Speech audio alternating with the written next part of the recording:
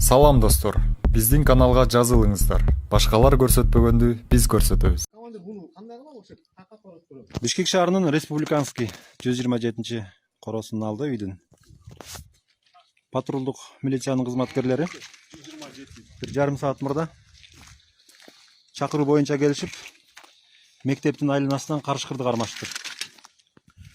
Азыр мына экологторго чалып коюшуптур, келип турат. Шаардын чок ортосунда карышкырлар ушинтип эркин жүрүшөт. 718 Байкал. Кантип кармалды? Бул карышкыр кайдан келди? Окуянын баарын ЛТРдин шок факт оперативдүү маалымат программасынан көрө аласыздар. Çalgan kişi okul номерlerine çaldırdı. Çaldı, o işi masker, ben çalgan emesin, o.